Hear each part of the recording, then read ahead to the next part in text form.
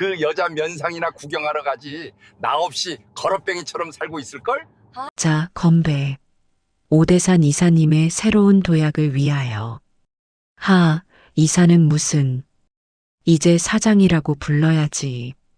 사연에 들어가기 전 구독과 좋아요로 응원해 주시고 들으신 후 감정을 댓글로 공유해 주세요. 그럼 오 사장님, 이번 유통사업은 정말 대박 나실 거예요. 제 갤러리 인맥들도 다 동원할게요. 강남 청담동 한복판 미슐랭 스타를 받은 일식 오마카세 레스토랑의 프라이빗 룸.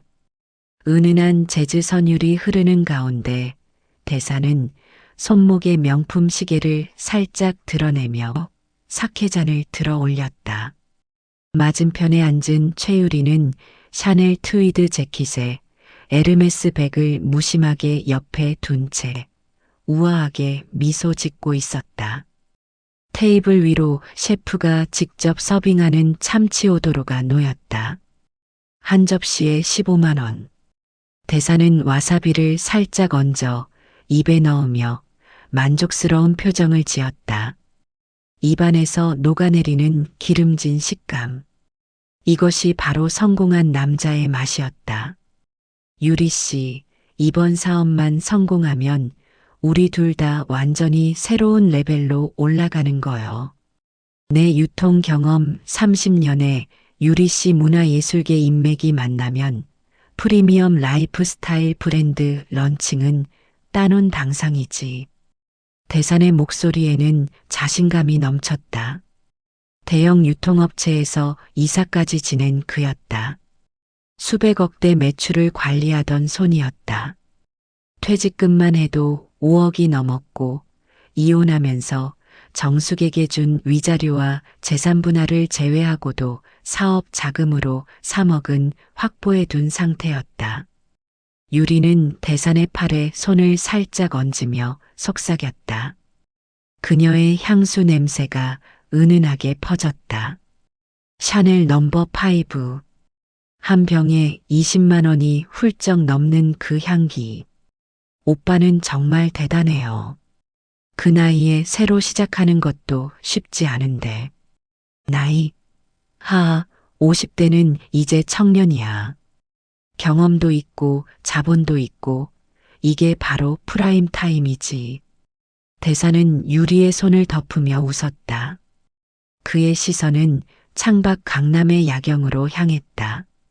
화려한 네온사인들, 명품 매장들이 즐비한 거리, 고급 수입차들이 쉼없이 오가는 도로. 이곳이 바로 자신이 속한 세계였다. 시장통 구석에서 나물이나 팔고 있을 전처와는 차원이 다른 삶이었다. 셰프가 다음 코스인 성게알 군 한 마리를 가져왔다. 홋카이도산 최상급 성게알이라고 했다. 대사는 젓가락으로 집어들며 생각했다. 자신은 이렇게 최고급 재료로 만든 요리를 먹고 정숙은 시장통에서 싸구려 나물로 밥이나 비벼 팔고 있을 것이다. 묘하게 우월감이 밀려왔다. 유리 씨는 이혼 경험 있나요? 유리가 갑자기 물었다. 약간은 도발적인 하지만 호기심 가득한 눈빛이었다. 있지. 결혼 생활 28년 했으니까. 힘들지 않으셨어요? 그렇게 오래 함께한 사람이랑 헤어지는 거. 대사는 잠시 침묵했다. 정숙의 얼굴이 스쳐 지나갔다. 새벽같이 일어나 밥을 짓고 김치를 담그고 빨래를 하고 아이들을 돌보던 그 여자. 하지만 그는 곧 고개를 저었다. 처음엔 그랬지. 근데 사람은 각자 자기 급에 맞는 삶을 살아야 한다는 걸 깨달았어. 나는 계속 올라가는데 그 사람은 거기 머물러 있더라고. 대화도 안 통하고 관심사도 달라지고 결국은 헤어지는 게 서로를 위한 일이었지. 유리는 고개를 끄덕이며 와인을 한 모금 마셨다. 프랑스산 샤또 마고 2015년산.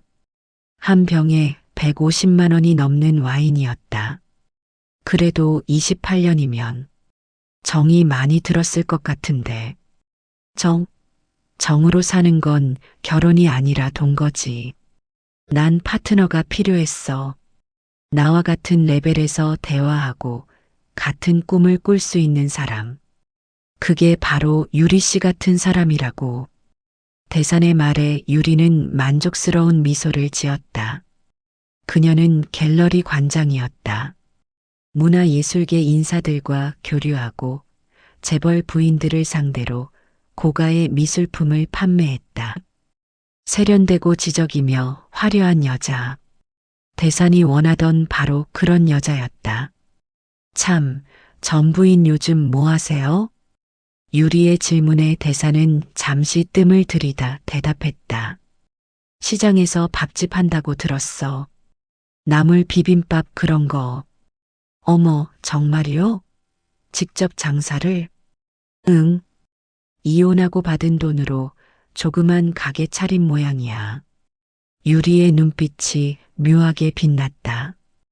호기심인지 우월감인지 혹은 둘 다인지 알 수 없는 표정이었다. 대단하신데요. 그 나이에 새로 시작하시다니. 말은 그렇게 했지만 유리의 어조에는 묘한 뉘앙스가 담겨 있었다. 갤러리 관장과 시장 밥집 주인. 그 격차를 즐기는 듯한 미묘한 우월감이 배어 있었다. 대산도 그걸 느꼈지만 오히려 그게 기분이 나쁘지 않았다. 자신의 선택이 옳았다는 확인처럼 느껴졌으니까. 사람은 각자 자기 그릇대로 사는 법이지. 정수기한테는 시장통이 딱 맞는 곳이야. 대산이 말하며 웃었다. 조금 비정해 보일 수도 있는 웃음이었지만 그는 개의치 않았다. 성공한 남자는 냉철해야 한다고 생각했다. 유리는 샴페인 잔을 들어 올렸다. 돔 페리뇽 빈티지. 한 병에 80만 원. 그럼 우리의 새로운 시작을 위해 다시 한번 건배해요. 좋아. 우리의 성공을 위하여. 두 사람의 잔이 부딪혔다. 맑고 청명한 소리가 울려 퍼졌다. 대사는 샴페인을 마시며 생각했다. 이것이 바로 인생의 정상이라고. 화려한 여자, 고급 레스토랑, 새로운 사업 기회. 무엇 하나 부족한 게 없었다. 하지만 그가 미처 보지 못한 것이 있었다. 유리의 눈빛 깊은 곳에 숨겨진 차가운 계산. 그리고 자신이 버린 여자, 정숙이 얼마나 강인하게 변해 있는지를. 그리고 무엇보다 인생이라는 것이 언제든 뒤집힐 수 있다는 진실을. 식사가 끝나고 계산서가 나왔다. 230만 원. 대사는 주저없이 카드를 내밀었다. 한때는 이 정도 금액이 부담스러울 리 없었다. 하지만 지금은 사업 준비로 자금이 빠듯한 상황에서도 그는 체면을 지켜야 했다. 성공한 남자로 보여야 했다. 카드 결제가 승인되고 두 사람은 레스토랑을 나섰다. 강남의 밤거리는 여전히 화려했다. 발레 파킹으로 가져온 대산의 차는 수입 세단이었다.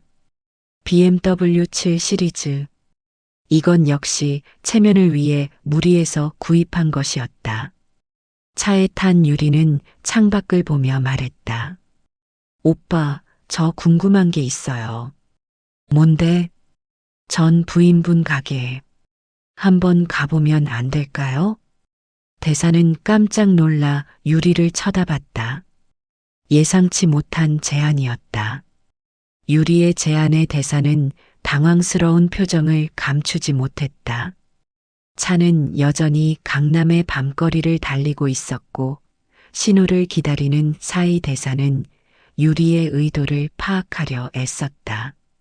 정숙이 가게를? 왜 갑자기? 유리는 여전히 창밖을 보며 태연하게 대답했다.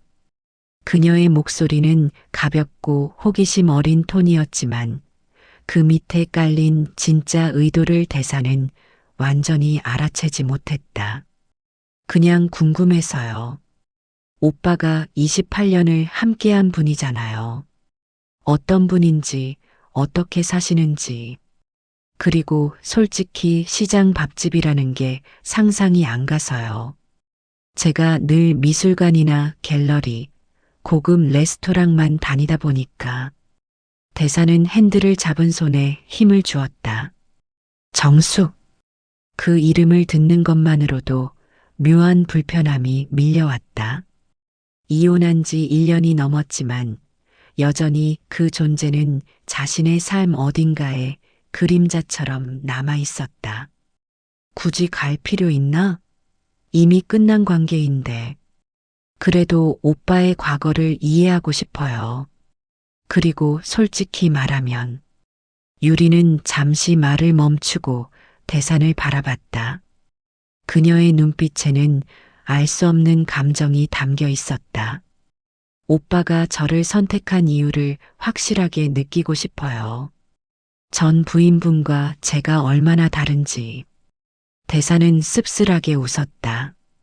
유리의 말 속에는 우월감이 섞여 있었다.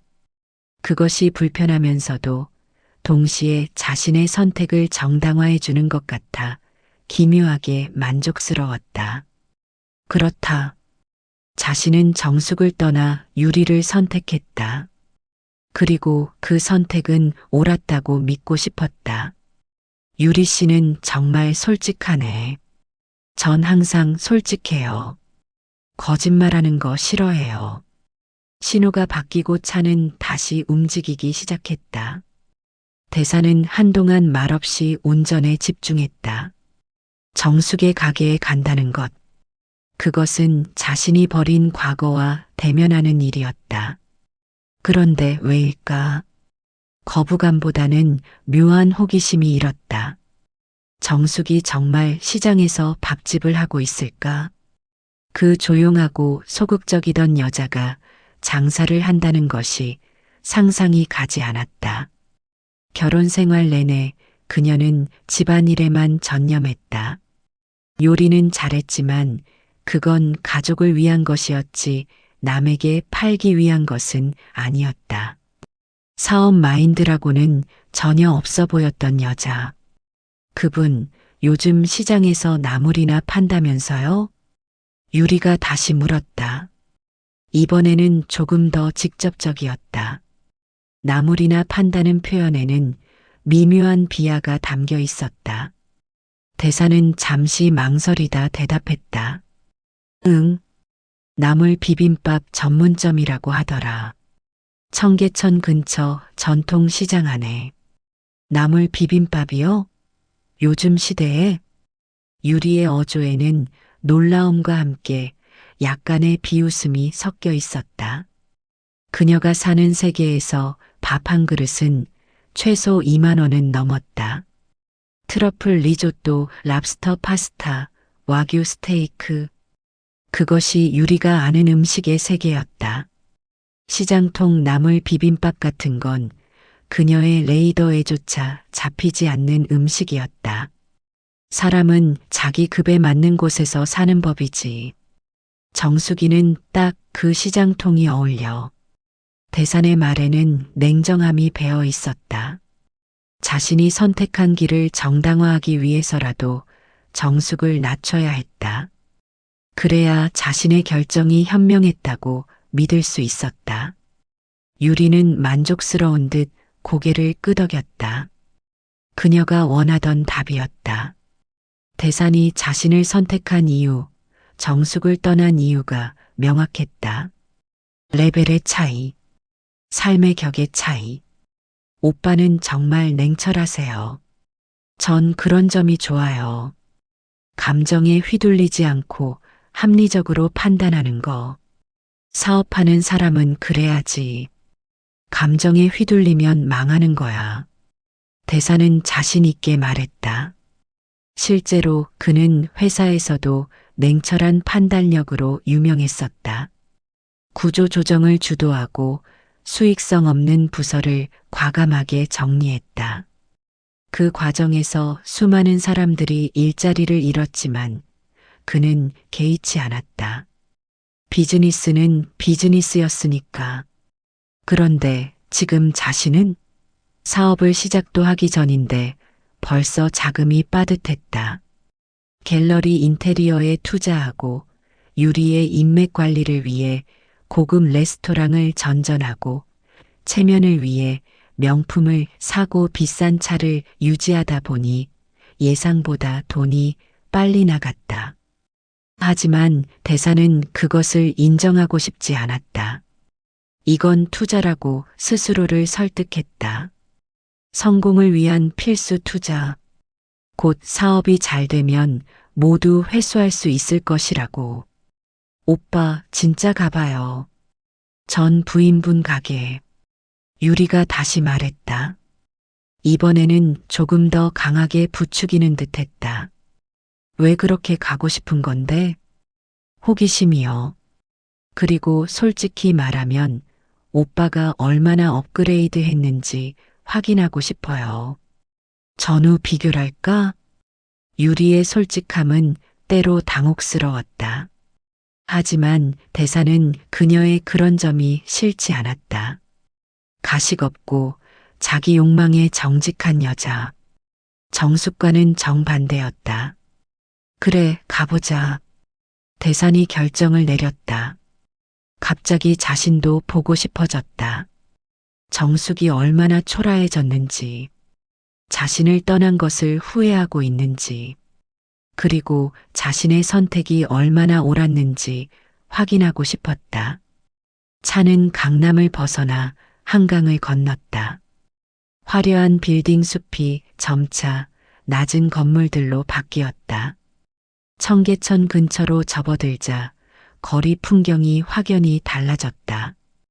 오래된 상가들, 좁은 골목, 형광등이 켜진 허름한 가게들.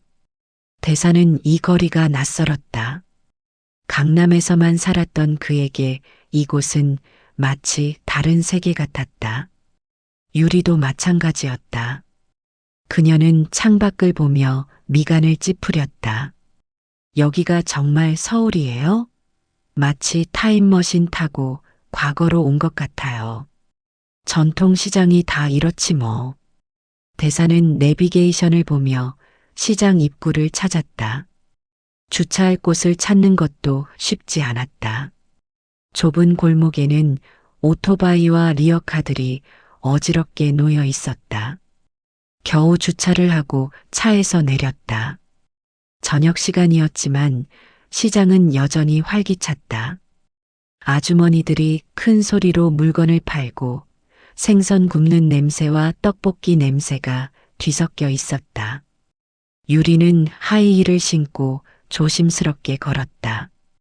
시장 바닥은 울퉁불퉁했고 군데군데 물기가 있었다. 그녀의 명품 구두가 여기서는 오히려 불편한 장애물일 뿐이었다. 조심해요. 넘어지겠어요. 대산이 유리의 팔을 잡아주었다. 두 사람은 시장 안쪽으로 들어갔다. 정숙네 밥상. 그 간판을 찾아서. 그런데 이상했다. 사람들이 유독 한 곳으로 몰려 있었다. 줄을 서 있는 사람들도 보였다. 대사는 호기심이 일어 그쪽으로 다가갔다. 그리고 그곳에서 간판을 발견했다. 손글씨로 쓴 소박한 간판. 정숙네 밥상. 대산의 심장이 이상하게 뛰기 시작했다. 줄을 서 있는 사람들. 붐비는 가게. 이건 예상과 달랐다.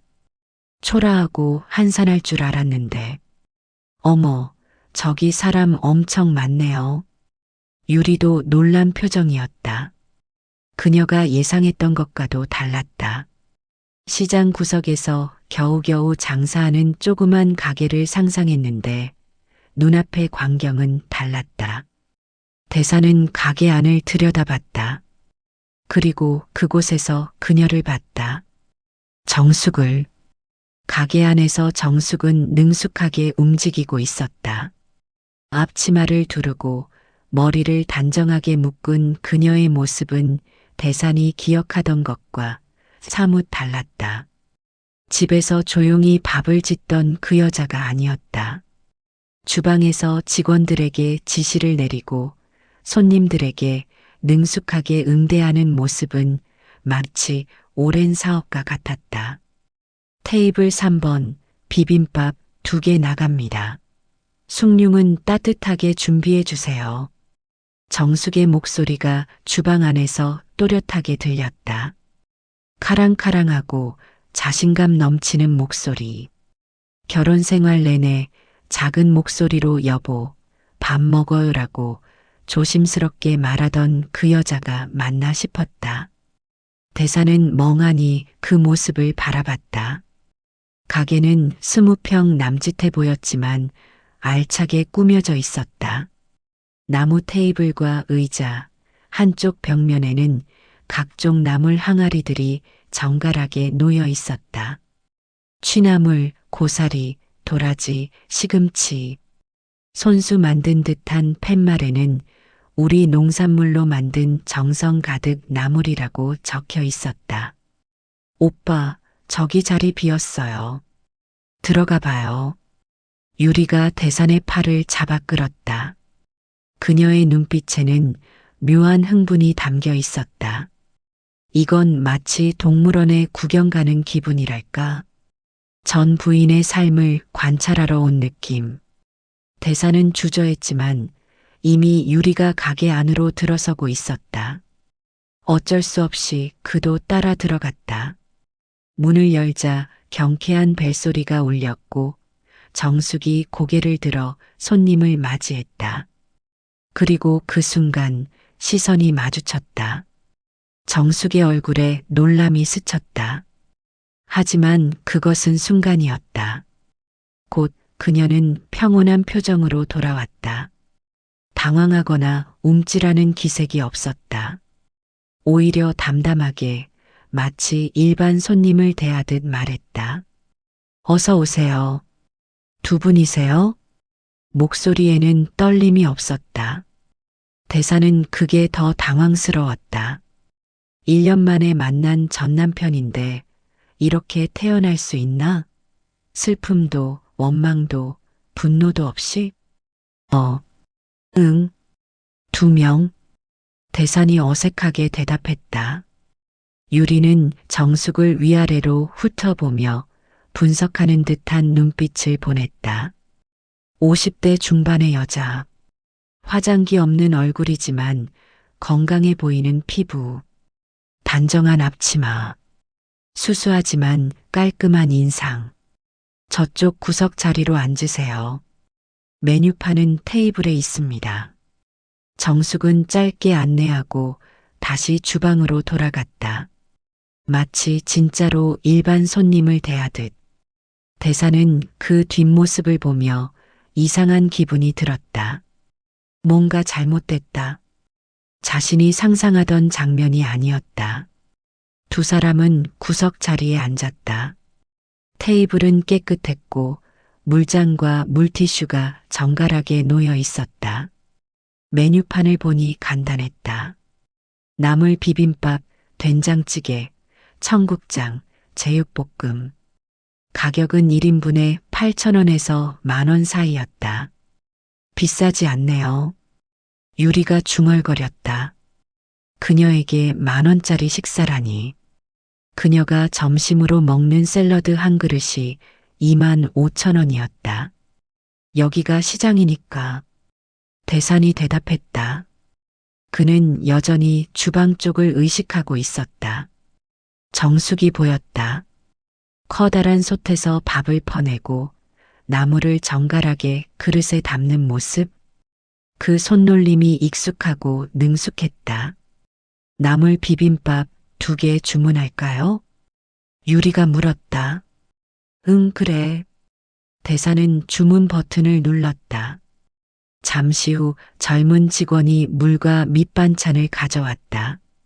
김치, 콩나물 무침, 시금치나물, 멸치볶음. 하나같이 정갈하고 깔끔했다. 밑반찬 정갈하네요. 유리가 멸치볶음을 하나 집어먹으며 말했다. 그녀의 표정이 살짝 놀라는 것 같았다. 예상보다 맛있었던 모양이다. 정수기가 요리는 잘했으니까. 대산이 중얼거렸다. 결혼 생활 내내 그녀의 손맛을 먹고 자랐다. 새벽같이 일어나 끓인 된장국, 정성스럽게 무친 나물들, 김치 담그는 날이면 집안 가득 퍼지던 젓갈 냄새. 그 모든 것이 갑자기 떠올랐다. 얼마 지나지 않아 비빔밥이 나왔다. 커다란 녹그릇에 하얀 밥 위로 형형색색의 나물들이 예쁘게 올려져 있었다. 고사리, 도라지, 시금치, 당근, 표고버섯, 숙주, 그리고 고추장과 참기름이 따로 제공되었다. 직접 비벼 드세요. 참기름은 기호에 맞게 넣으시고요. 정숙이 직접 비빔밥을 가져왔다. 그녀는 대산을 보며 잠깐 눈을 마주쳤지만 여전히 표정 변화가 없었다. 그저 담담하게 설명만 하고 다시 주방으로 돌아갔다. 대산은 비빔밥을 보며 숟가락을 들었다. 고추장을 넣고 참기름을 두르고 비볐다. 익숙한 동작이었다. 정숙이 해주던 비빔밥을 먹던 그 동작. 한 숟가락 떠서 입에 넣었다. 그 순간 무언가가 가슴을 쳤다. 맛이었다. 고소하고 담백하면서도 깊은 맛. 나물 하나하나가 살아있었다. 적당한 간, 아삭한 식감, 은은한 참기름 향. 이것은 그냥 밥이 아니었다. 정성이었다. 시간이었다. 마음이었다. 대사는 말없이 계속 먹었다. 입안 가득 퍼지는 맛은 단순히 음식의 맛이 아니었다. 기억의 맛이었다. 결혼 생활 28년의 맛이었다. 아침마다 그녀가 차려주던 밥상의 맛이었다. 유리도 조용히 먹고 있었다. 그녀의 표정도 진지해져 있었다. 예상 밖이었다. 시장통 나물 비빔밥 따위라고 생각했는데 이건 수준이 달랐다. 어설픈 퓨전 한식당보다 훨씬 깊이가 있었다. 맛있네요. 유리가 솔직하게 인정했다. 그녀는 미식가였고 좋은 음식과 나쁜 음식을 구분할 줄 알았다. 이건 좋은 음식이었다. 응. 대사는 짧게 대답하고 계속 먹었다. 그런데 이상했다. 먹을수록 목이 메는 것 같았다. 밥알이 목으로 넘어가는 게 힘들었다. 왜일까? 그냥 밥인데, 그냥 나물인데. 주변을 둘러보니 다른 손님들도 만족스러운 표정으로 식사를 하고 있었다. 회사원으로 보이는 젊은 남자들, 중년 부부, 학생들. 다양한 연령대가 이 작은 가게를 찾고 있었다. 사장님, 오늘도 맛있어요.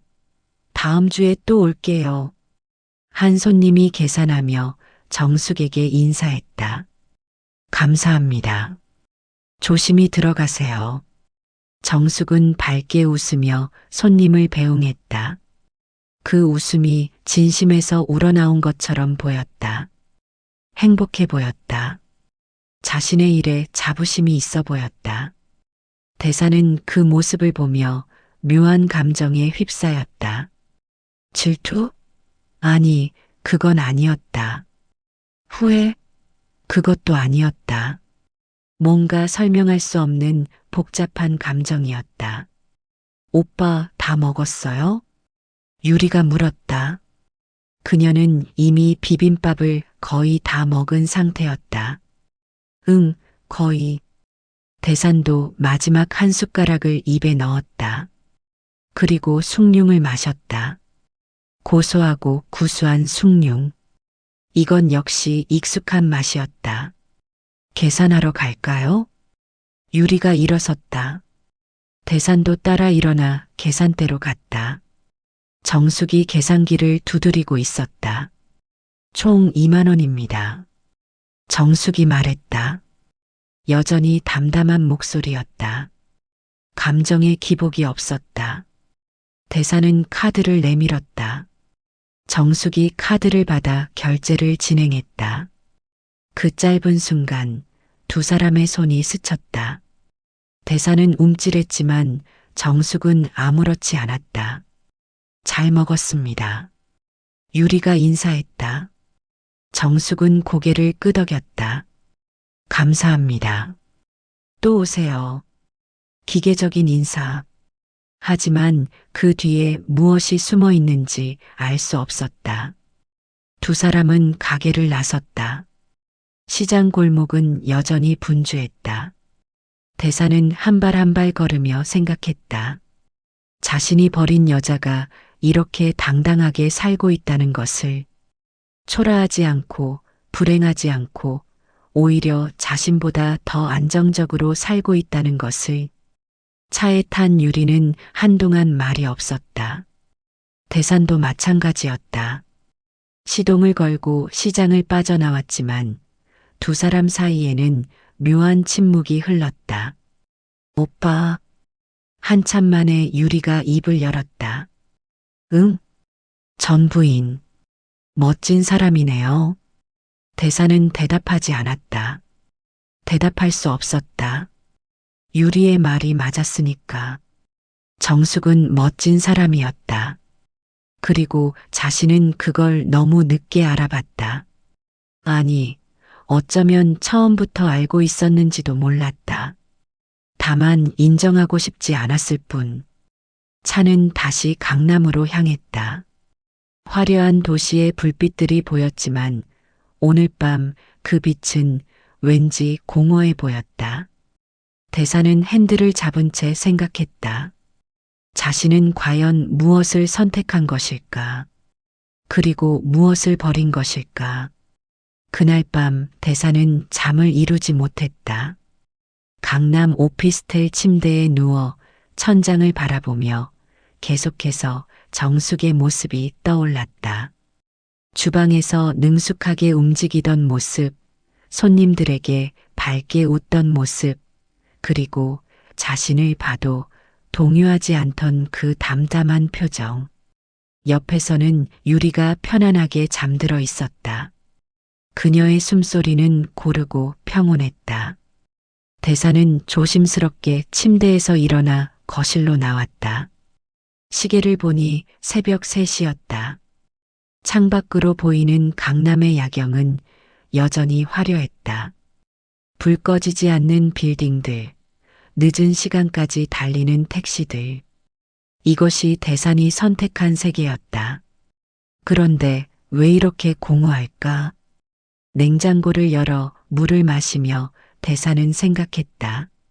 정숙의 비빔밥 맛이 계속 입안에 맴돌았다. 그 정직한 맛, 꾸미지 않은 맛, 재료 하나하나에 정성을 들인 맛. 문득 정숙이 했던 말이 떠올랐다. 계산하면서 아무렇지 않게 했던 그 말. 감사합니다. 또 오세요. 그 말 속에는 원망도, 미련도, 슬픔도 없었다. 그저 손님을 대하는 사장의 인사말일 뿐이었다. 대사는 그게 더 가슴 아팠다. 자신의 존재가 정숙에게 더 이상 특별하지 않다는 것. 그저 지나가는 손님 중 하나일 뿐이라는 것. 다음 날 아침 대사는 일찍 일어나 사무실로 향했다. 유리와 함께 준비 중인 프리미엄 라이프 스타일 브랜드 사업의 사무 공간이었다. 강남 한복판 오피스 빌딩 15층. 월세만 300만 원이 넘었다. 사무실에 도착하니 유리가 이미 와 있었다. 그녀는 노트북 앞에 앉아 뭔가를 열심히 타이핑하고 있었다. 일찍 왔네요. 대산이 말했다. 응. 바이어한테 보낼 제안서 작성하고 있어요. 오빠, 커피 마실래요? 응, 고마워. 유리는 캡슐 커피 머신에서 에스프레소를 내렸다. 고급 이탈리아산 머신이었다. 사무실 인테리어에만 5천만 원이 넘게 들어갔다. 유리의 고집이었다. 좋은 공간에서 일해야 좋은 아이디어가 나온다며. 대사는 커피를 마시며 창밖을 바라봤다. 저 멀리 남산타워가 보였다. 성공의 상징 같은 풍경이었다. 하지만 어제 본 시장 골목의 풍경이 자꾸 겹쳐 보였다. 오빠, 어제 그 식당 생각보다 괜찮았죠? 유리가 물었다. 응. 전 부인 진짜 대단한 것 같아요. 그 나이에 새로 사업 시작해서 저렇게 장사 잘 되게 만드는 거 쉽지 않은데. 유리의 말에는 진심이 담겨 있었다. 그녀도 갤러리를 운영하며 사업의 어려움을 알고 있었다. 단순히 가게를 열었다고 장사가 되는 게 아니었다. 위치 선정, 메뉴 개발, 맛의 일관성, 서비스, 마케팅. 모든 것이 맞아떨어져야 했다. 그러게. 대사는 짧게 대답했다. 인정하고 싶지 않았지만 정숙은 정말 대단했다. 결혼 생활 내내 집안일만 하던 여자가 1년 만에 성공적인 장사를 하고 있다니. 오빠는 전 부인한테 얼마 줬어요? 위자료. 유리의 질문에 대사는 잠시 망설였다. 1억. 1억이면 그 돈으로 가게 차리고 운영하기 빠듯했을 텐데. 초기 투자에 최소 5천만 원은 들었을 거고 운영 자금까지 생각하면. 유리는 계산이 빠른 사람이었다. 대산도 그 점을 어렴풋이 깨닫고 있었다. 정숙이 받은 돈은 생각보다 많지 않았다. 28년 결혼 생활의 대가치고는 초라했다. 대산이 회사에서 받은 퇴직금이 5억이었으니 정숙에게 준 1억은 그중 5분의 1에 불과했다. 근데 저렇게 잘 되고 있네요. 대단해요, 정말. 유리의 말투에는 존경이 섞여 있었다. 대사는 그게 불편했다. 자신의 재혼 상대가 전처를 존경한다니. 이상한 상황이었다. 그날 오후 대사는 혼자 시장으로 다시 갔다. 유리에게는 말하지 않았다. 그저 혼자 확인하고 싶었다. 어제 본 것이 진짜인지 아니면 일시적인 붐인지. 시장 입구에 도착하니 평일 점심시간이었다. 정숙네 밥상 앞에는 역시나 줄이 서 있었다. 대사는 멀찍이 떨어진 곳에서 그 모습을 지켜봤다. 손님들이 들어가고 나오는 모습, 만족스러운 표정으로 계산하는 모습, 그리고 그 중심에서 묵묵히 일하는 정숙의 모습. 가게는 작았지만 그 안에는 확고한 철학이 있어 보였다. 대사는 가게 옆 떡볶이 가게에 앉아 시간을 보냈다.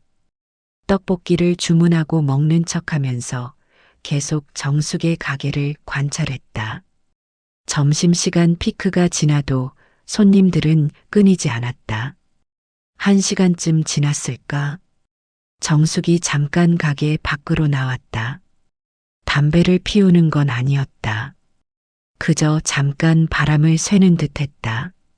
그녀는 가게 앞에 서서 하늘을 올려다봤다. 그 표정에는 평온함이 있었다.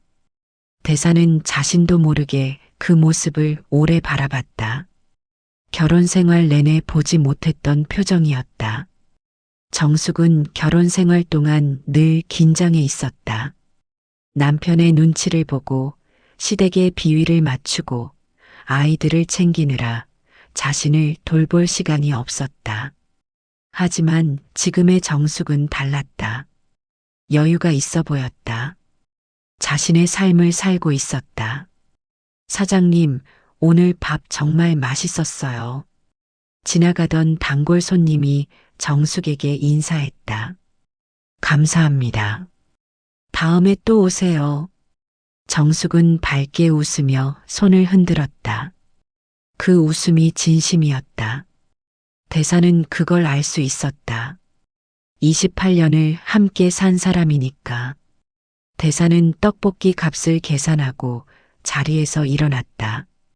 더 이상 여기 있으면 안 될 것 같았다. 무언가가 가슴을 짓누르는 것 같았다. 후회? 미련? 아니면 자괴감? 차에 탄 대사는 한참을 그대로 앉아 있었다. 시동도 걸지 않은 채. 그리고 생각했다. 자신은 도대체 무엇을 위해 정숙을 떠났던가? 유리 같은 여자와 함께하는 게 성공이라고 믿었던가? 하지만 정숙은 혼자서도 잘 살고 있었다. 아니, 혼자이기 때문에 더 잘 살고 있는 것 같았다. 자신이라는 짐을 내려놓고 진짜 자신의 삶을 살기 시작한 것처럼. 대사는 결국 시동을 걸고 사무실로 돌아갔다. 하지만 그날 이후 정숙의 모습이 자꾸 떠올랐다. 일을 하다가도, 유리와 대화를 하다가도, 침대에 누워서도, 그리고 어느새 대사는 자신의 선택이 정말 옳았는지 의심하기 시작했다. 화려한 삶과 정직한 삶, 체면과 진심, 성공의 기준이란 무엇인가? 하지만 이미 돌이킬 수 없었다. 대사는 유리와 함께 사업을 시작했고 많은 돈을 투자했다. 이제 물러설 수 없었다. 아니, 물러서고 싶지 않았다. 자신의 선택이 틀렸다는 걸 인정하고 싶지 않았다. 그렇게 대사는 스스로를 속이며 앞으로 나아갔다. 하지만 마음 한구석에는 균열이 생기기 시작했다. 작은 금이었지만 곧 그것은 크게 벌어질 것이었다. 일주일 후 대사는 다시 정숙의 가게를 찾았다. 이번에는 저녁 시간이었고 혼자였다. 유리에게는 거래처 미팅이 있다고 둘러댔다. 가게에 들어서자 정숙이 대산을 알아봤다. 이번에도 놀라는 기색 없이 담담하게 인사했다. 어서 오세요. 혼자세요? 응. 이쪽으로 앉으세요. 정숙은 대산을 창가 자리로 안내했다. 시장 골목이 보이는 자리였다. 저녁 시간이라 시장은 하나둘 문을 닫아가고 있었다. 뭐 드릴까요? 나물 비빔밥 하나. 알겠습니다. 정숙은 주문을 받고 주방으로 들어갔다.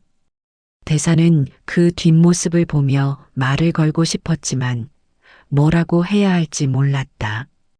잘 지내? 라고 물어보기에는 너무 뻔했고 장사 잘 되네라고 하기에는 너무 건방져 보였다. 잠시 후 비빔밥이 나왔다. 이번에도 정숙이 직접 가져왔다. 맛있게 드세요.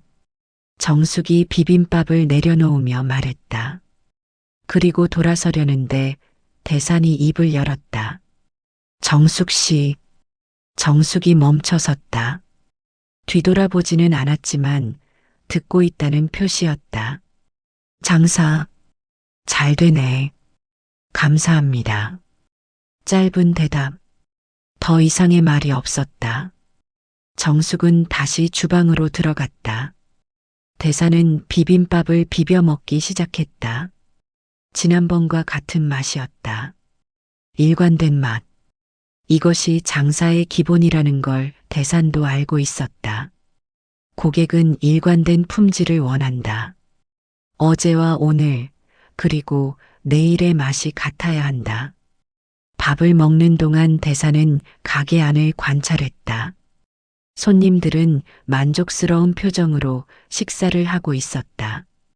대화를 나누는 커플, 혼자 조용히 먹는 직장인, 친구들과 함께 온 학생들. 다양한 사람들이 이 작은 공간을 찾고 있었다.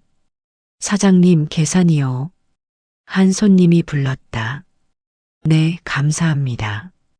정숙은 계산을 하며 손님과 짧게 대화를 나눴다.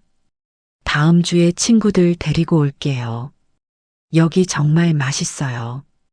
고맙습니다. 기다릴게요. 자연스러운 대화. 친근하지만 적당한 거리를 유지하는 프로페셔널한 태도. 정숙은 장사의 기술을 빠르게 익힌 것 같았다.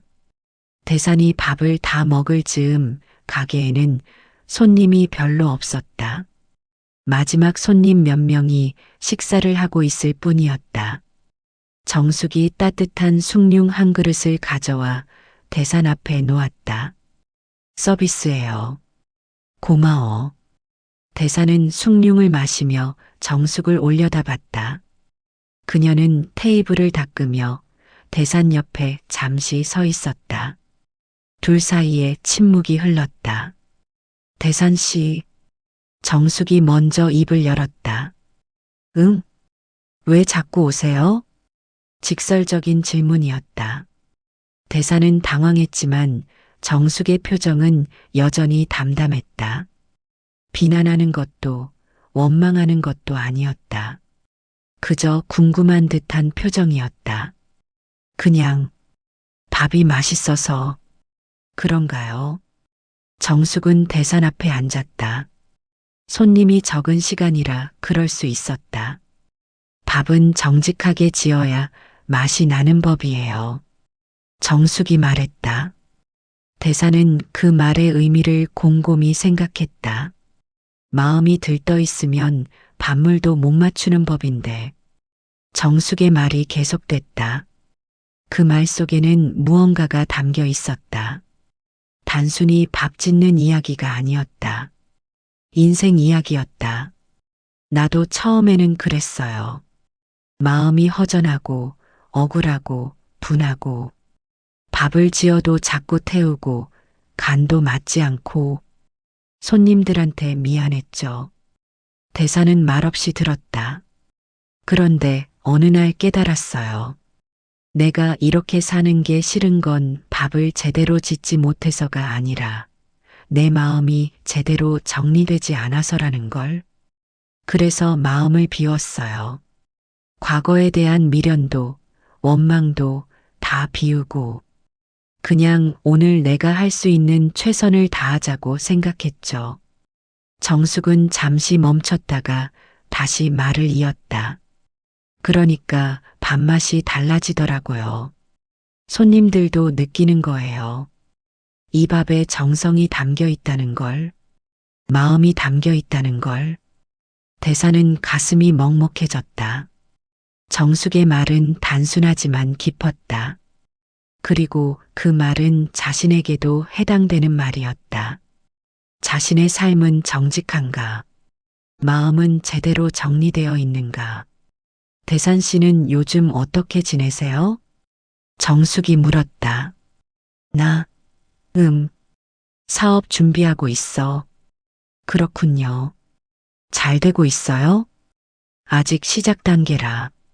그럼 아직 밥물을 맞추는 단계네요. 정숙이 미소 지으며 말했다. 대사는 그 미소를 보며 복잡한 감정에 휩싸였다. 이 여자는 자신을 원망하지 않는 것 같았다.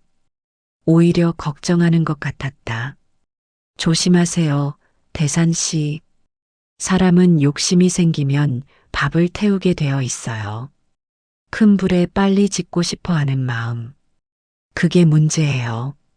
대사는 그 말이 가슴에 박혔다. 자신은 지금 큰 불에 밥을 짓고 있는 것 아닐까? 빨리 성공하고 싶어서, 유리에게 잘 보이고 싶어서, 체면을 세우고 싶어서. 잘 알겠어. 대산이 중얼거렸다. 계산할게요. 2만 원이에요. 대사는 카드를 내밀었다. 정숙이 계산을 하는 동안 대사는 가게 안을 둘러봤다. 작지만 정갈한 공간. 나물 항아리들이 줄지어 놓인 선반. 손글씨로 쓴 메뉴판. 모든 것이 정직해 보였다. 감사합니다. 조심히 가세요. 정숙이 인사했다. 정숙 씨. 네. 밥. 정말 맛있었어. 정숙은 잠시 대산을 바라봤다. 그리고 조용히 미소 지었다. 그럼 다행이에요. 다음에 또 오세요. 대산은 가게를 나섰다. 시장 골목은 이미 어두워져 있었다. 가게들은 대부분 문을 닫았고 가로등만이 골목을 밝히고 있었다. 차에 탄 대사는 한참을 그대로 앉아 있었다. 정숙의 말이 계속 머릿속에 맴돌았다. 밥은 정직하게 지어야 맛이 나는 법. 마음이 들떠 있으면 밥물도 못 맞춘다. 사람은 욕심이 생기면 밥을 태운다. 모두 자신에게 하는 말 같았다. 경고 같았다. 하지만 대사는 아직 그 경고를 진지하게 받아들일 준비가 되어 있지 않았다. 자신의 선택이 옳다고 믿고 싶었다. 유리와 함께하는 삶이 정숙과 함께했던 삶보다 낫다고 믿고 싶었다. 하지만 마음 한구석에서는 알고 있었다. 자신이 잘못된 길을 가고 있다는 것을, 큰 불에 밥을 짓고 있다는 것을, 그리고 곧 그 밥이 타버릴 것이라는 것을. 대사는 시동을 걸고 사무실로 향했다. 유리가 기다리고 있을 것이다. 그리고 또다시 화려하고 거창한 계획들을 이야기할 것이다. 대사는 그 계획들의 고개를 끄덕이고 돈을 쏟아부을 것이다. 하지만 그의 마음속 어딘가에는 정숙의 목소리가 메아리쳤다. 조심하세요, 대산 씨. 한 달이 지났다. 대산과 유리의 사업은 본격적으로 시작되었다.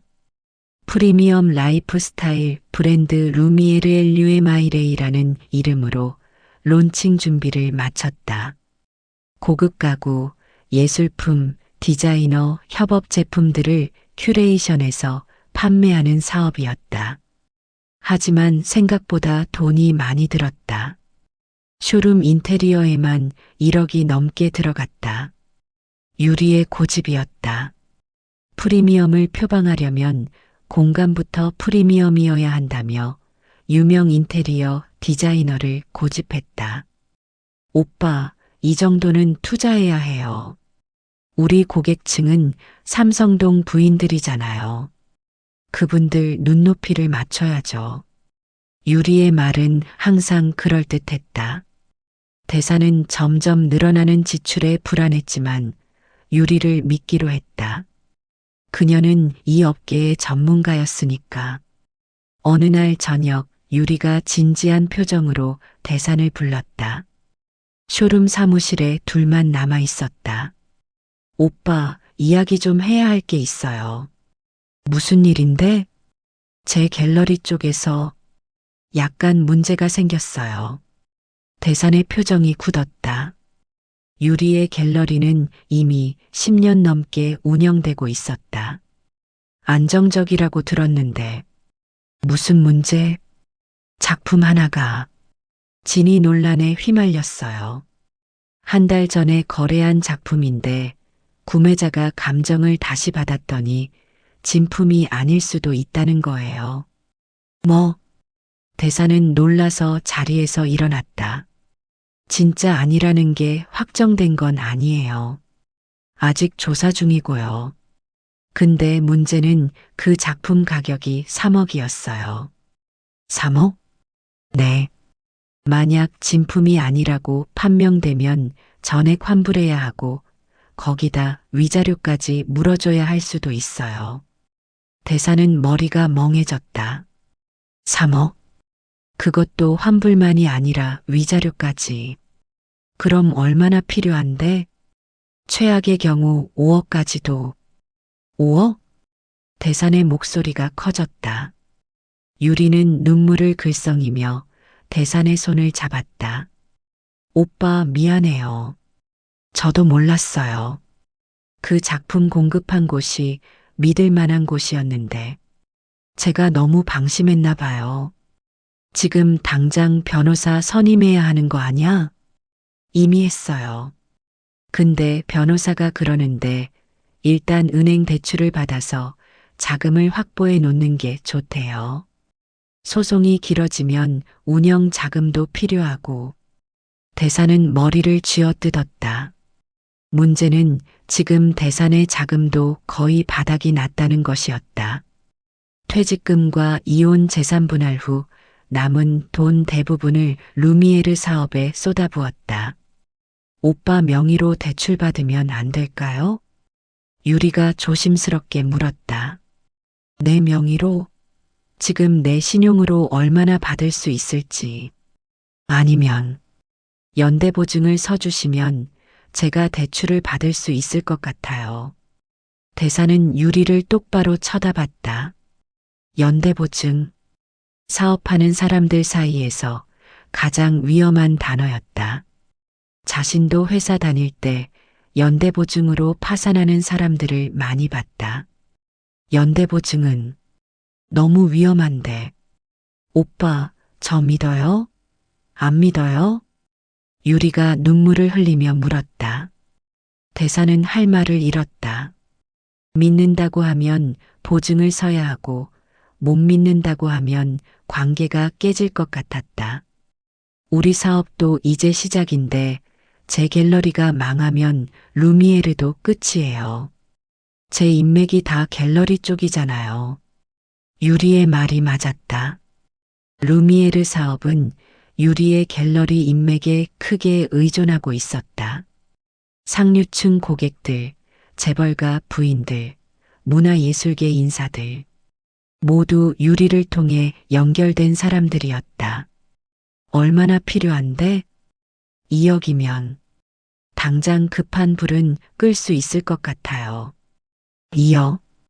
결코 적은 돈이 아니었다. 하지만 대사는 이미 여기까지 왔다. 물러설 수 없었다. 아니, 물러서고 싶지 않았다. 알았어. 내가 연대보증 설게. 정말요? 유리는 기쁜 듯 대산을 껴안았다. 하지만 대산의 마음은 무거웠다. 뭔가 잘못되고 있다는 느낌이 들었다. 하지만 이미 선택은 끝났다. 다음 날 대사는 은행에 가서 유리의 대출에 연대보증을 섰다. 2억. 서류에 도장을 찍는 순간 손이 떨렸다. 하지만 이미 늦었다. 그로부터 일주일 후 상황은 급변했다. 유리의 갤러리에서 거래한 작품이 가짜로 판명된 것이다. 언론에도 보도되었다. 유명 갤러리, 위작 판매 논란, 3억짜리 가짜 그림판 갤러리, 관장 조사 착수. 유리는 패닉 상태였다. 매일 울면서 대산에게 전화를 걸었다. 오빠 어떡해요? 이제 다 끝났어요. 진정해, 유리 씨. 변호사랑 잘 대응하면 돼. 손님들이 다 떠나가고 있어요. 갤러리 문 닫아야 할 것 같아요. 대사는 식은땀을 흘렸다. 갤러리가 문을 닫으면 루미에르는 어떻게 되는가? 유리의 인맥이 사라지면 사업은 유지될 수 있나? 더 큰 문제는 곧 터졌다. 유리가 받은 2억 대출, 그 돈이 갑자기 사라진 것이었다. 유리는 변호사 비용이랑 긴급 채무 변제에 다 썼다고 했지만 대산이 보기에는 석연치 않았다. 유리 씨, 정확히 어디에 얼마를 쓴 거예요? 오빠, 지금 그게 중요해요? 저 미치겠어요. 유리는 히스테리를 부렸다. 대사는 더 이상 추궁할 수 없었다. 하지만 불안감은 점점 커져갔다. 그리고 결정타가 왔다. 은행에서 연락이 온 것이다. 오대산 고객님, 연대보증 서신 대출권 관련해서 연락드립니다. 채무자이신 최유리 씨가 한 달째 이자를 연체하고 계십니다. 연대보증인이신 고객님께서 대신 상환하셔야 합니다. 대사는 전화를 받고 멍해졌다. 유리가 이자도 못 내고 있다니. 그것도 한 달째. 유리 씨, 은행에서 연락 왔어요. 이자 연체됐다고. 오빠, 미안해요. 지금 정말 한 푼도 없어요. 그럼 어떻게 해요? 내가 대신 내야 하는데, 나도 지금. 대산의 목소리가 떨렸다. 자신의 통장 잔고를 확인했다. 300만 원. 루미에르 운영비로 쓰고 남은 전부였다. 오빠, 조금만 기다려줘요. 제가 방법을 찾을게요. 하지만 방법은 없었다. 유리의 갤러리는 완전히 문을 닫았고 루미에르도 손님이 뚝 끊겼다. 유리의 인맥이 무너지자 사업도 함께 무너졌다. 대사는 매일 은행과 싸워야 했다. 독촉 전화가 하루에도 몇 번씩 걸려왔다. 고객님, 연체 기간이 늘어나면 신용 등급이 폭락합니다. 빨리 상환하셔야 합니다. 지금 당장은 어렵습니다. 조금만 시간을. 연대보증인이신 만큼 책임을 지셔야 합니다. 대사는 자신이 보증선 2억 때문에 파산 위기에 몰렸다. 집도 압류 통보를 받았다. 차도 마찬가지였다. 신용카드도 정지되었다. 가장 끔찍한 것은 유리의 변화였다. 처음에는 미안해하고 울던 그녀가 점점 차갑게 변했다. 오빠 미안하지만 저 잠시 해외 나갔다 올게요. 해외? 지금 이 상황에? 친구가 프랑스에 있는데 거기서 재기할 방법을 찾아볼게요. 거짓말이었다. 대사는 알 수 있었다. 유리는 도망가려는 것이었다. 빚더미에서 벗어나려는 것이었다.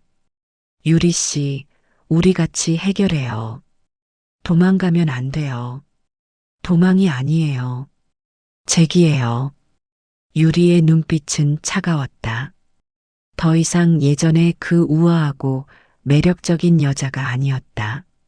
아니, 어쩌면 처음부터 가면이었는지도 몰랐다. 그럼 연락은 하는 거죠? 물론이죠. 제가 프랑스에서 좋은 기회 잡으면 오빠도 불러드릴게요. 하지만 대사는 알고 있었다. 그것도 거짓말이라는 것을. 유리는 자신을 버리려는 것이었다. 정숙을 버렸던 것처럼 이번에는 자신이 버림받는 것이었다. 일주일 후 유리는 정말로 사라졌다. 전화도 받지 않았고 쇼룸 사무실에도 나타나지 않았다. 그녀의 집에 찾아가 보니 이미 짐을 다 빼고 간 상태였다. 대사는 그제야 깨달았다. 자신이 완전히 속았다는 것을. 유리는 처음부터 자신을 이용하려고 접근한 것일지도 몰랐다. 퇴직금이 있고 사업 의지가 있는 50대 남자. 완벽한 타깃이었다. 연대보증 2억에 루미에르 투자금 1억 5천. 총 3억 5천이 공중으로 날아갔다. 퇴직금과 재산 분할 후 남은 돈 전부였다. 대사는 빈 사무실에 혼자 앉아 있었다. 화려했던 인테리어만이 덩그러니 남아 있었다. 곧 이것도 압류될 것이었다. 핸드폰을 들었다. 정숙의 번호가 저장되어 있었다. 이혼 후에도 지우지 못했던 번호. 하지만 전화를 걸 수는 없었다. 자신이 얼마나 비참한 꼴이 되었는지 보여주고 싶지 않았다. 아니, 솔직히 말하면 부끄러웠다. 정숙의 경고를 무시하고 큰 불에 밥을 지었다. 그리고 예상대로 밥을 태워버렸다. 대사는 고개를 떨구고 울기 시작했다. 58년 인생에서 가장 비참한 순간이었다. 한 달이 더 지났다. 상황은 더욱 악화되었다. 은행의 독촉은 집요했고 대사는 법원으로부터 재산 압류 통지서를 받았다. 강남 오피스텔, 수입차, 명품 시계, 심지어 쇼룸의 가구들까지 모두 압류 대상이었다. 대사는 하루아침에 잃었다. 집도, 차도, 사업도, 그리고 자존심도. 압류 집행일, 법원 직원들이 오피스텔로 찾아왔다. 그들은 기계적으로 서류를 확인하고 짐을 정리하라고 통보했다. 이틀 안에 이곳에서 나가셔야 합니다. 이틀이요? 그럼 저는 어디로? 그건 저희 소관이 아닙니다. 차갑고 무심한 대답. 대사는 법원 직원들이 돌아간 후 빈 거실에 주저앉았다. 짐을 쌀 곳도 갈 곳도 없었다. 친구들에게 연락해 봤지만 반응은 시큰둥했다. 한때는 이사님이라고 떠받들던 사람들이었다. 하지만 실패한 사람에게는 냉담했다. 대사나, 나도 지금 여유가 없어서. 미안한데 우리 집은 좀. 도와주고 싶은데 아내가 반대해서. 변명들 뿐이었다. 대사는 전화를 끊고 쓴웃음을 지었다. 이것이 인생이었다. 성공했을 때는 모두가 친구였지만 실패하면 모두가 남이 되는 것. 이틀 후 대사는 작은 캐리어 하나만 들고 오피스텔을 나섰다. 나머지 짐들은 모두 압류되었다. 명품 옷들, 시계, 가방, 가구들. 한때 자신의 성공을 상징하던 것들이 모두 번호표를 붙이고 정리되었다. 거리로 나온 대사는 어디로 가야 할지 몰랐다. 찜질방? 고시원? 하지만 지갑에는 10만 원밖에 남지 않았다. 신용카드는 모두 정지되었다. 비가 내리기 시작했다. 장맛비였다. 우산도 없이 대사는 캐리어를 끌며 걸었다.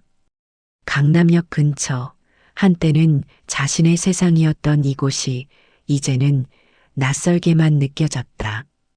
지나가는 사람들은 비를 피하기 위해 뛰어갔다. 비싼 옷을 입은 사람들, 명품 가방을 든 사람들. 대사는 그들을 보며 생각했다. 저들 중 누가 자신처럼 될지 모른다고. 인생은 한순간이라고. 배가 고팠다. 마지막으로 제대로 된 식사를 한 게 언제였던가. 편의점 삼각김밥으로 때우던 지 일주일이 넘었다. 발길이 자연스럽게 어디론가 향했다.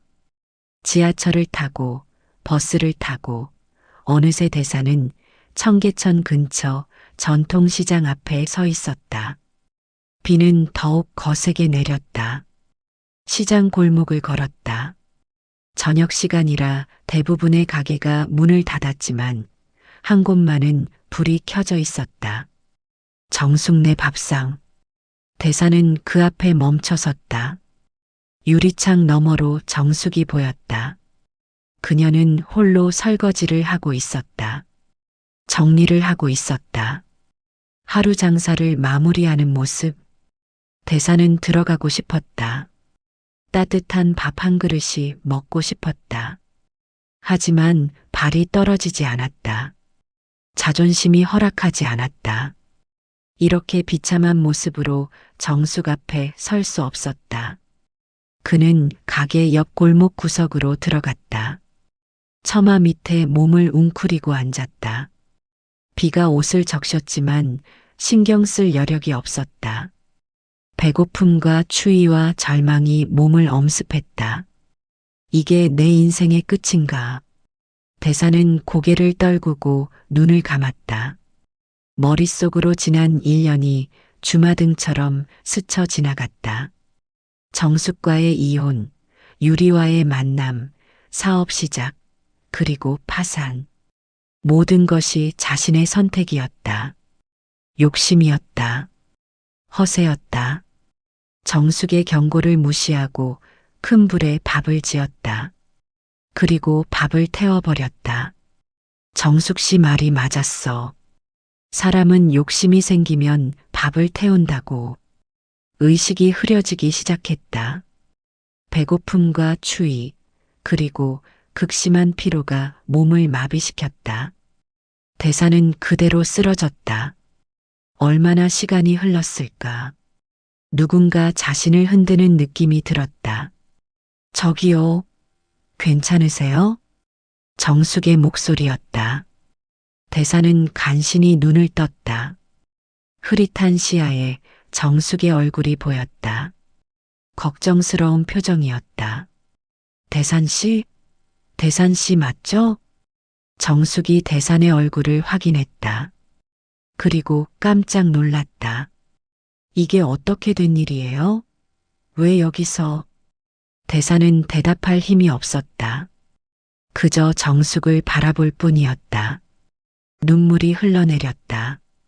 부끄러움과 후회와 감사가 뒤섞인 눈물이었다. 일단 들어와요. 여기 있으면 안 돼요. 정숙은 대산을 일으켜 세웠다. 생각보다 힘이 센 그녀였다. 1년간 장사를 하며 단련된 몸이었다. 가게 안으로 들어왔다. 따뜻한 온기가 몸을 감쌌다. 정숙은 대산을 의자에 앉히고 따뜻한 수건을 가져왔다. 일단 몸 좀 닦으세요. 대산은 떨리는 손으로 수건을 받았다. 얼굴을 닦았다. 수건이 빗물과 땀으로 젖어들었다. 정숙은 주방으로 들어가 뭔가를 준비하기 시작했다. 곧 따뜻한 된장국 냄새가 퍼졌다. 그리고 얼마 후 정숙은 김이 모락모락 나는 된장국과 따뜻한 밥 한 그릇을 가져왔다. 일단 드세요. 이야기는 나중에 해요. 대사는 숟가락을 들었다. 손이 떨렸다. 된장국을 한 숟가락 떠서 입에 넣었다. 그 순간 눈물이 쏟아졌다. 맛의 눈물이 아니었다. 따뜻함의 눈물이었다. 용서의 눈물이었다. 천천히 드세요. 체할 수 있어요. 정숙의 목소리는 부드러웠다. 비난도 조롱도 없었다. 그저 걱정뿐이었다.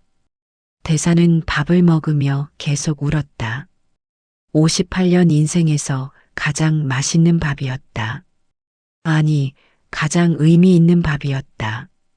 자신이 버린 여자가 자신을 구해준 밥이었다. 밥을 다 먹고 나서야 대사는 입을 열었다. 미안해. 정말 미안해. 됐어요. 지금은 쉬세요. 정숙은 가게 안쪽 작은 방으로 대산을 안내했다. 창고로 쓰는 공간이었지만 작은 이불과 베개가 있었다. 오늘은 여기서 자요. 내일 이야기해요. 정숙 씨, 쉬세요. 대산 씨. 사람이 살다 보면 밥 태울 때도 있는 법이에요. 정숙의 말에 대사는 다시 눈물을 흘렸다. 그리고 그 작은 방에 누웠다. 몸은 비참했지만 마음은 묘하게 평온했다. 이곳이 자신이 도착해야 할 곳이었다. 화려한 강남이 아니라 이 소박한 시장 골목. 자신을 버린 유리가 아니라 자신이 버렸던 정숙. 대사는 눈을 감았다. 그리고 생각했다. 이제부터가 진짜 시작이라고. 인생을 다시 짓는 시작이라고. 제3막 다시 짓는 인생의 밥. 다음 날 아침 대사는 설거지 소리에 잠에서 깼다. 몸이 뻐근했지만 오랜만에 제대로 잔 느낌이었다. 방문을 열고 나가니 정숙이 가게 준비를 하고 있었다. 일어났어요? 세면대는 저쪽에 있어요. 정숙은 담담하게 말했다. 어색함이 없었다. 마치 예전부터 함께 살던 것처럼. 대사는 세수를 하고 거울을 봤다. 초췌한 얼굴이 비쳤다. 수염은 덥수룩하고 눈가에는 다크서클이 깊었다. 한 달 전만 해도 명품 양복을 차려입고 강남을 활보하던 남자의 모습은 어디에도 없었다. 밥 먹어요. 정숙이 아침상을 차렸다. 된장찌개, 김치, 계란말이, 시금치나물. 소박하지만 정갈한 상이었다. 고맙습니다. 대사는 진심으로 감사했다. 예전 같으면 당연하게 받았을 밥상이었지만 지금은 달랐다. 이것이 얼마나 소중한 것인지 알게 되었다. 밥을 먹는 동안 정숙은 가게 준비를 했다. 나물을 다듬고 밥을 짓고 국을 끓였다. 그 모든 동작이 능숙하고 자연스러웠다. 정숙 씨, 네, 왜, 날 도와주는 거예요? 정숙은 손을 멈추고 대산을 바라봤다. 왜냐고요? 내가 당신을 버렸는데, 그것도 차갑게. 정숙은 잠시 생각하다 입을 열었다.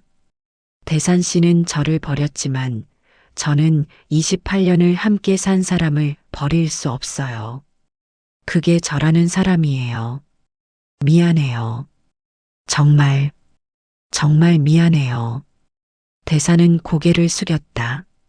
눈물이 뚝뚝 떨어졌다. 밥그릇에 눈물이 떨어졌지만 그는 멈출 수 없었다.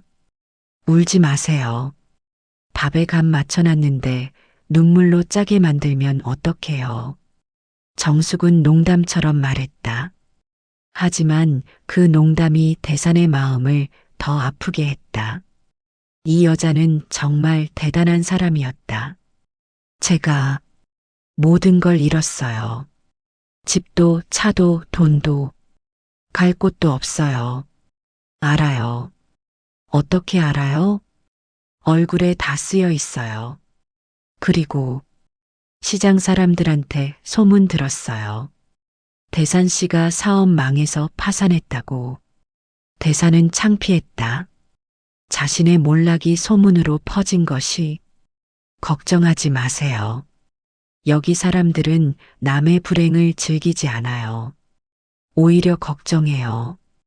다들 힘들게 살아온 사람들이니까. 정숙의 말에 대사는 고개를 들었다. 그녀의 얼굴에는 진심이 담겨 있었다. 당분간 여기서 지내요. 배달이랑 청소 같은 거 도와주면 돼요. 월급은 많이는 못 줘요. 한 달에 100만 원 정도? 아니, 그것만으로도 감사해요. 진짜로 고맙습니다. 그럼 오늘부터 일해요.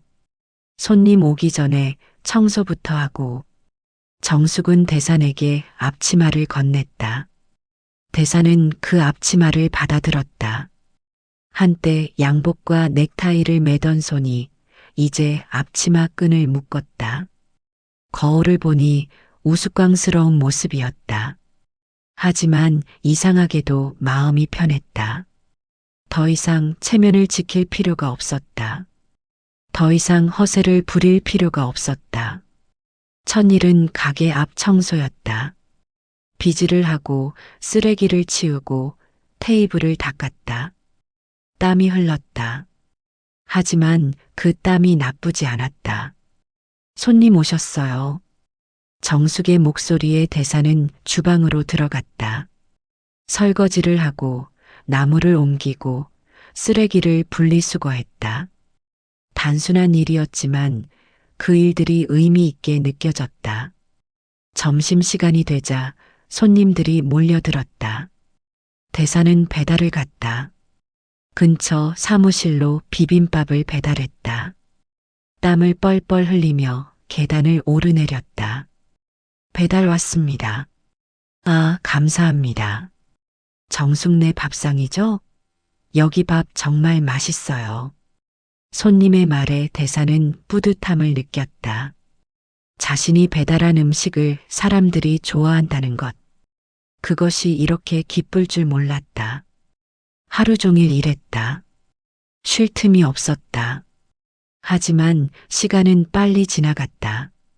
그리고 저녁이 되어 마지막 손님을 보낸 후 정숙이 대산에게 밥을 차려줬다. 수고했어요. 많이 힘들었죠?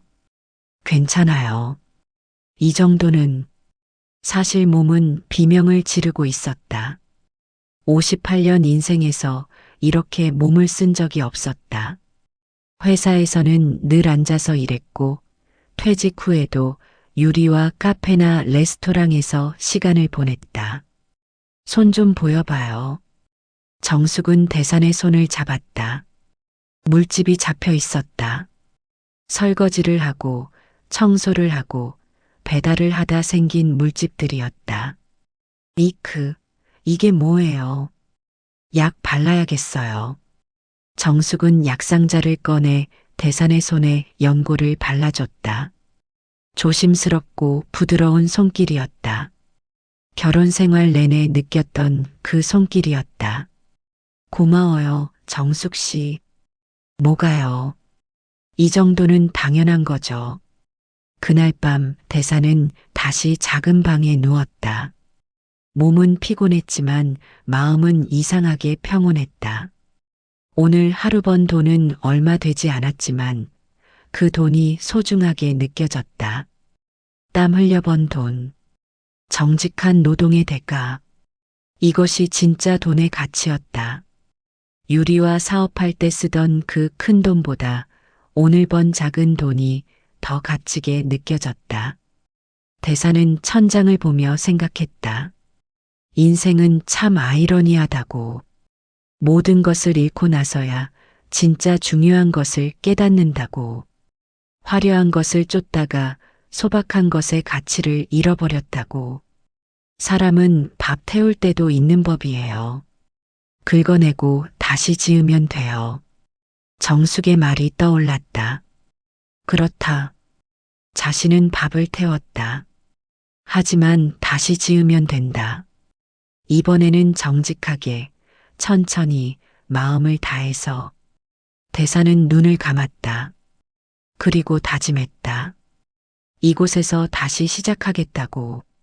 바닥에서부터 올라가겠다고. 이번에는 제대로 된 삶을 살겠다고. 석 달이 흘렀다. 대사는 정숙의 가게에서 묵묵히 일했다. 배달, 청소, 설거지, 장보기. 처음에는 힘들고 창피했지만 점차 익숙해졌다. 시장 사람들도 대산을 알아보기 시작했다.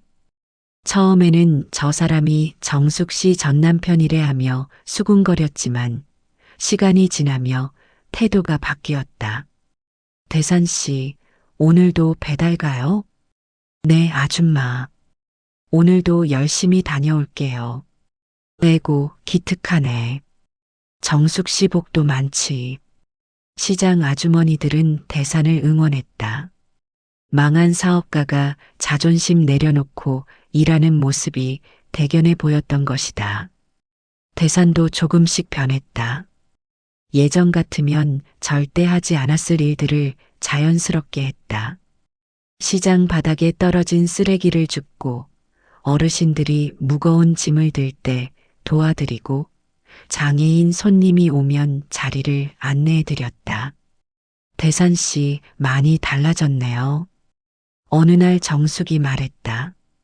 저녁 장사를 마치고 둘이 설거지를 하던 중이었다. 뭐가요? 표정이요. 예전에는 항상 긴장해 있었는데 지금은 편해 보여요. 대사는 자신의 얼굴을 만져봤다. 확실히 표정 근육이 이완된 느낌이었다. 예전에는 늘 체면을 지키려고 강해 보이려고 애썼다. 하지만 지금은 그럴 필요가 없었다. 정숙 씨 덕분이에요. 제가 뭘 했다고요? 대산 씨가 스스로 변한 거죠. 아니에요. 당신이 날 받아줬잖아요. 그것만으로도 큰 거예요. 정숙은 미소를 지었다. 그 미소에는 복잡한 감정이 담겨 있었다. 한때는 남편이었지만 이제는 동료가 된 사람. 미워할 수도 있었지만 용서하기로 선택한 사람. 대산 씨, 앞으로 뭐 하고 싶어요? 글쎄요. 아직 생각해 본 적 없어요. 계속 여기서 일할 건가요? 대사는 잠시 생각했다. 솔직히 말하면 앞으로가 막막했다. 58살. 빚더미에 올라앉은 파산자. 다시 일어설 수 있을까? 잘 모르겠어요. 그냥 하루하루 살아보려고요. 그것도 좋은 방법이에요. 너무 멀리 보려고 하면 길을 잃거든요. 정숙의 말이 위로가 되었다. 그렇다. 하루하루 오늘 할 수 있는 일을 최선을 다해 하는 것. 그것만으로도 충분했다. 어느 날 시장 상인의 회장이 가게에 찾아왔다. 60대 중반의 인자한 인상의 남자였다. 정숙 씨, 이번에 시장 활성화 사업 선정됐어요. 정말요? 정숙의 얼굴이 밝아졌다. 시장 상인들은 몇 달 전부터 서울시의 전통시장 활성화 사업을 제안해 왔었다. 네. 시에서 지원금 나와요. 우리 시장을 브랜드화하는 거예요. 그런데 말이죠. 회장은 대산을 보며 말을 이었다. 대산 씨, 원래 대기업 다니셨다고 들었는데 유통 쪽 경험 있으시죠? 네, 30년 넘게 일했습니다. 그럼 우리 좀 도와주실 수 있어요? 시장 브랜드화 사업. 혼자서는 어떻게 해야 할지 모르겠어요. 대사는 놀랐다. 자신에게 도움을 청하다니. 제가 도울 수 있을까요? 저는 지금 과거가 뭐가 중요해요. 지금 대산 씨가 우리 시장 사람이잖아요. 그리고 경험 있는 사람이 필요해요. 정숙이 대산을 바라봤다.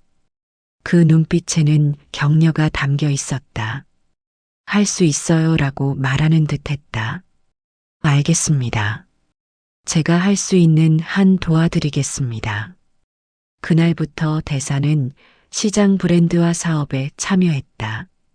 낮에는 정숙의 가게에서 일하고 저녁에는 상인의 사무실에서 사업 기획서를 작성했다.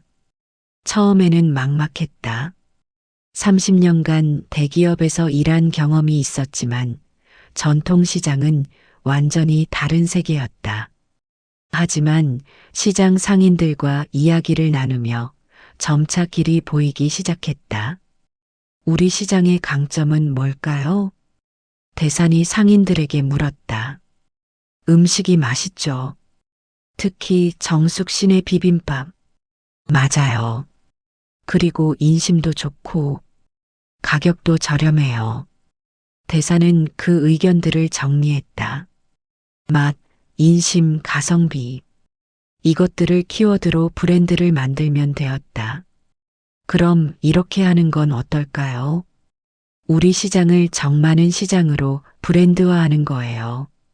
맛도 좋고 사람도 좋고 가격도 좋은 곳. 슬로건은 정이 담긴 한 끼로 하고요. 상인들의 눈이 반짝였다. 좋은데요? 정이 담긴 한 끼. 우리 시장이랑 딱 맞는 말이네요.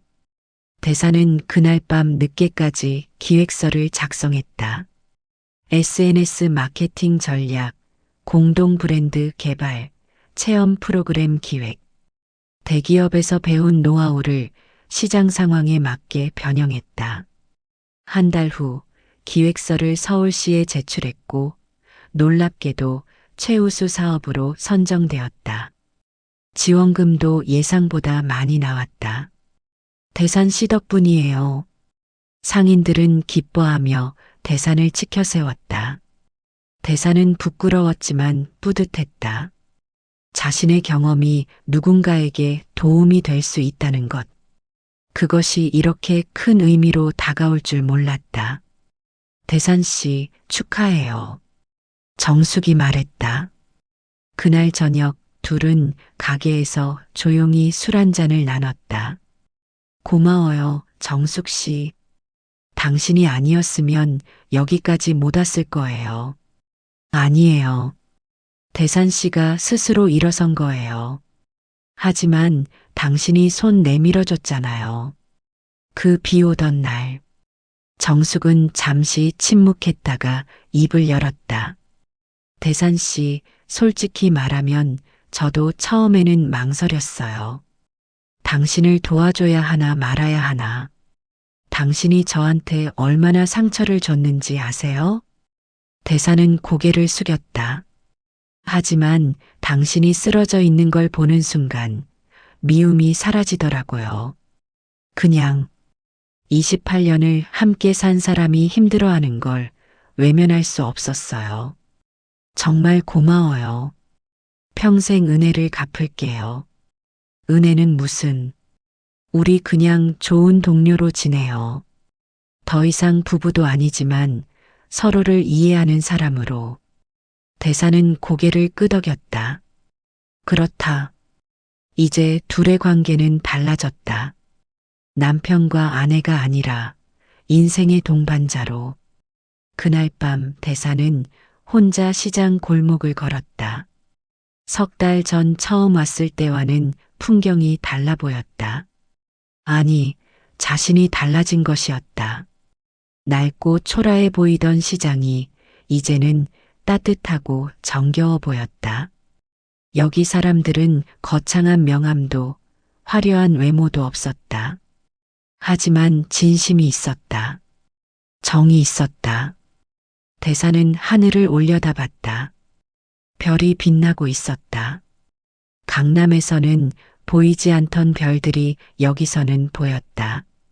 화려한 네온 사인에 가려지지 않은 진짜 별빛이었다. 나는 지금 행복한가? 대사는 스스로에게 물었다. 돈도 없고 집도 없고 빚도 많았다. 하지만 이상하게도 마음이 편했다.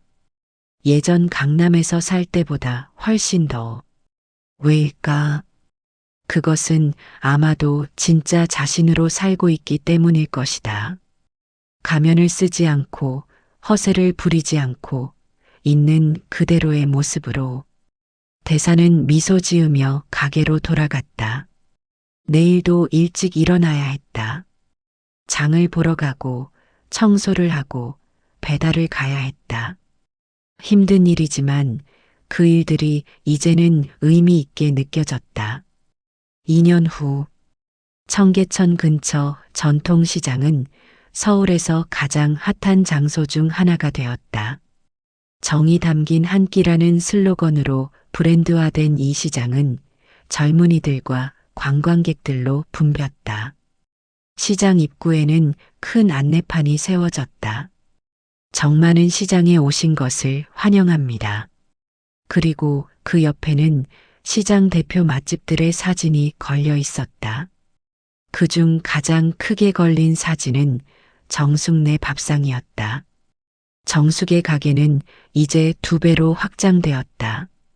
옆 가게를 인수해서 좌석을 늘렸다.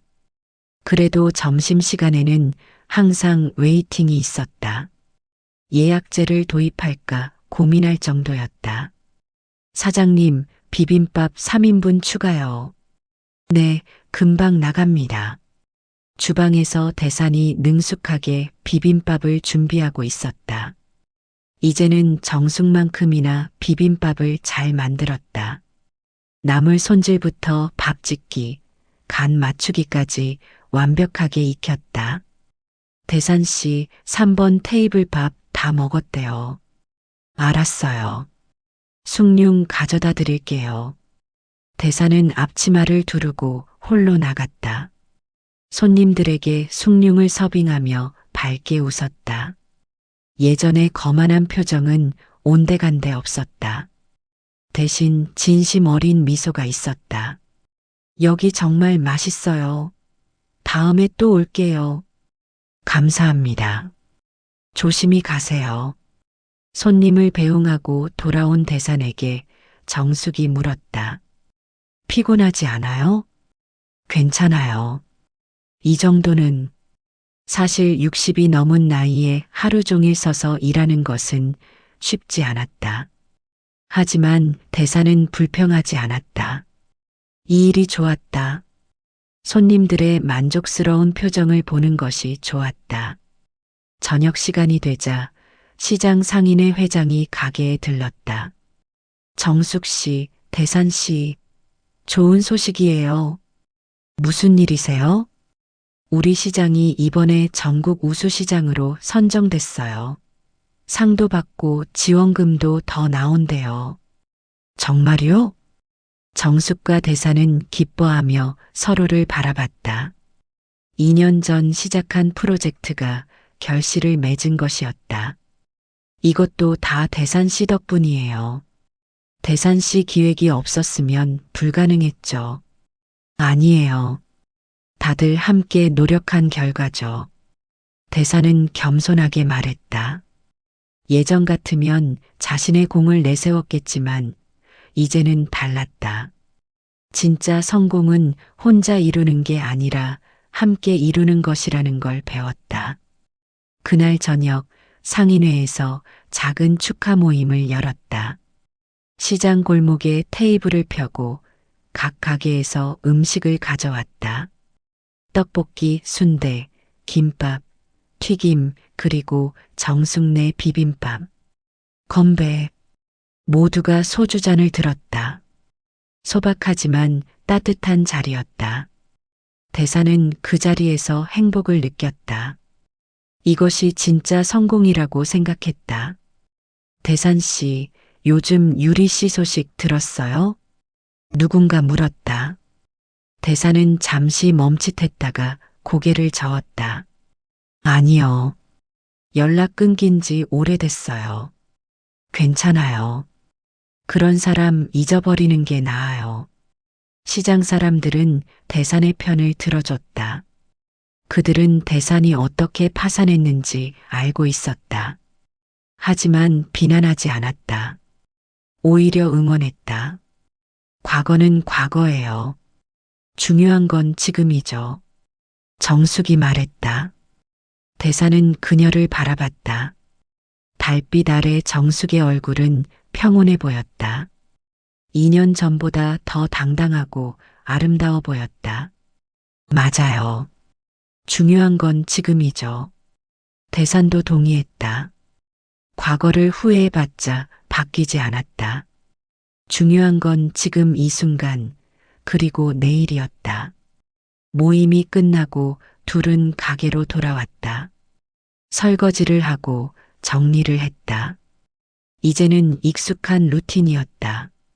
대산 씨, 네. 오늘 밥이 참 잘 지어졌네요. 정숙의 말에 대사는 미소 지었다. 2년 전 정숙이 했던 바로 그 말.